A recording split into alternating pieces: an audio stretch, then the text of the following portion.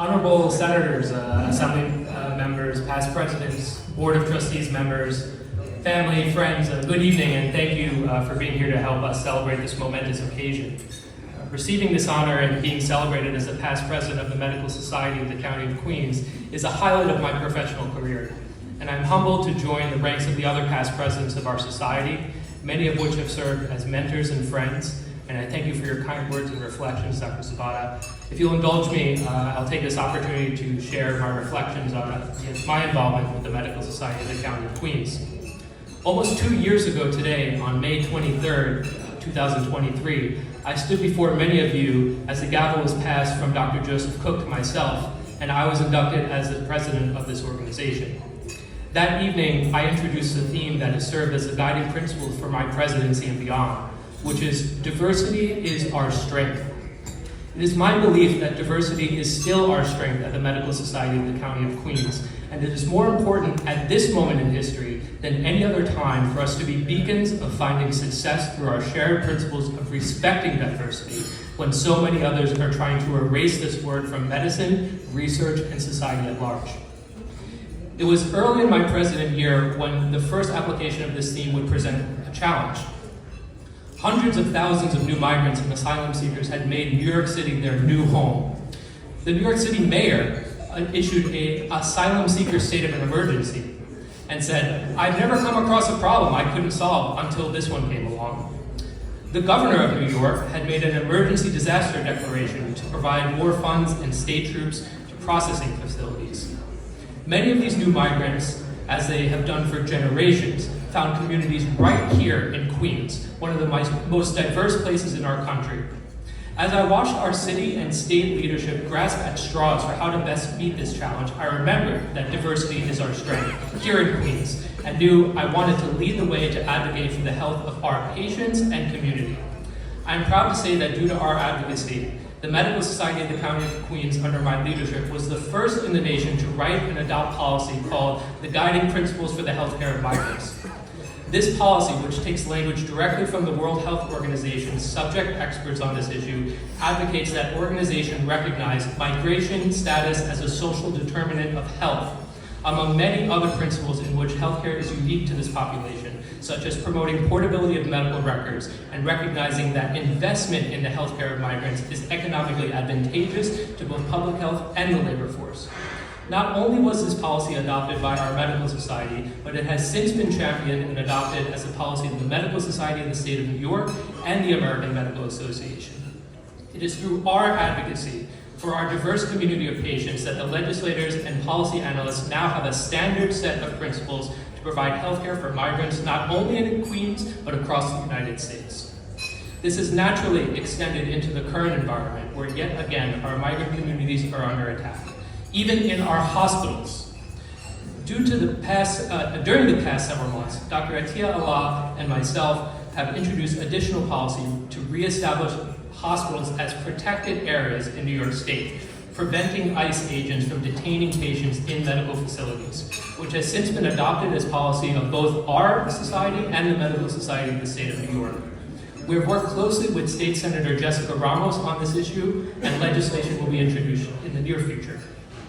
Beyond our tireless advocacy for our migrant community, there were several other noticeable advocacy goals that we're proud to have accomplished under my leadership, including defeating the wrongful death liability expansion, which was a statewide effort, preventing physician assistance for independent practice in New York State, and protecting the role of county medical societies in the workers' compensation physician vetting process. I am grateful for our close relationships with several key legislators from Queens that have partnered with us to accomplish these goals, namely Senator Toby Stavisky, Senator Michael Gianaris, Senator Jessica Ramos, Senator John Liu, Assemblymember Steve Raga, and Assemblymember David Weprin. I know that our strong partnerships will continue to shape the practice of medicine in Queens and New York State to protect patients, physicians, and promote public health. I know that Dr. Atiya Allah, for the rest of his term, and Dr. Eric Bludinger, our incoming president, will continue these relationships and keep the flame of the Medical Society of the County of Queens torch burning brightly. I would be remiss not to thank some of the individuals for their friendship, support, and mentorship, without which I would not have been able to achieve the success that I have. First, my friend Dr. Carlos Zapata, Speaker of the Disney House of Delegates. I remember that same first meeting at the Medical Society of the County of Queens, where I was approached by Dr. Zapata, who saw something in me from the beginning. He noticed I had a grasp on parliamentary procedure, which I hear he can sort of smell as far as Brooklyn, and that I had an interest in the meeting. So he told me to stick around, and I'm glad that I did.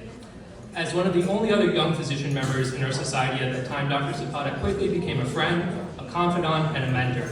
Our friendship and partnership has been essential in our rising through the ranks of organized medicine, and I know we will have many more years of mutual support and friendship. So thank you, Carlos. I would also like to thank Dr. Art Fugner and Dr. Leah McCormick. As two past presidents of the Medical Society of the State of New York, who are active members in our Queens Medical Society, they have served as invaluable mentors.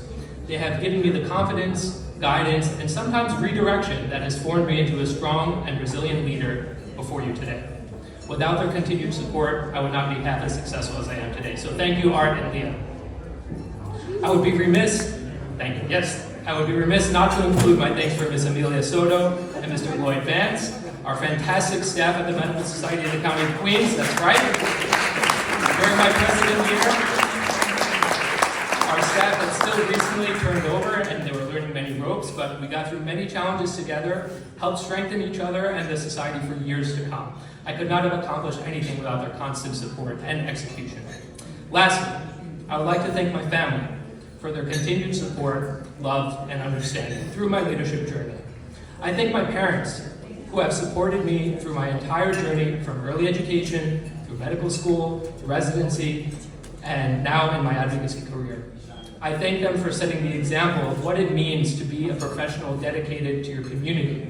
I would not be doing the type of advocacy work today if it wasn't for the example that they set of leadership in professional organizations. As my father, the Honorable Charles Lopresto, retired New York State Supreme Court Justice, served as the president of the Colombian Lawyers Association, and my mother, Joanne Lopresto, served as the executive director for the Queens County Women's Bar Association.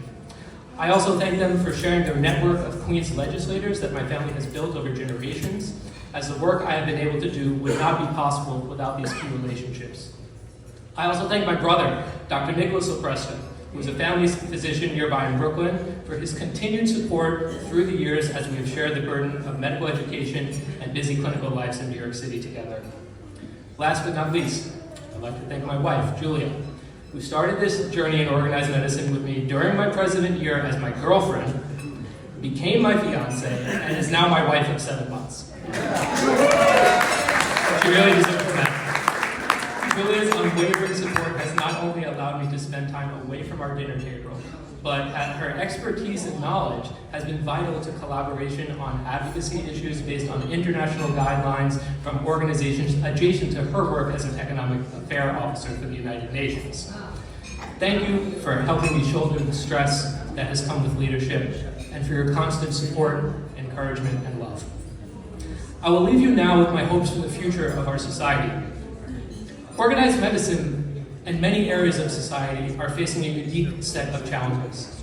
Current and future generations have been less involved in traditional civic society. There has been a drastic rise in reports of societal loneliness and decreased participation in key elements of community. In a time when our society seems to be falling apart and factions are being cemented that seemingly prevent progress and understanding, I encourage all of us to remember what our Medical Society of the County of Queens is about. For 219 years, we have served as a meeting place where physicians from throughout our borough can commune for the purpose of education, advocacy, and camaraderie. Remember that our medical society is more than just a political lever or a path to leadership, but an important group that helps to patch the fabric of our society. Remember that diversity is our strength, and it is up to us in Queens to show the rest of the city, state, country, and the world how we do it here in Queens, which is to live in harmony among our neighbors in the most diverse place in the world. Thank you.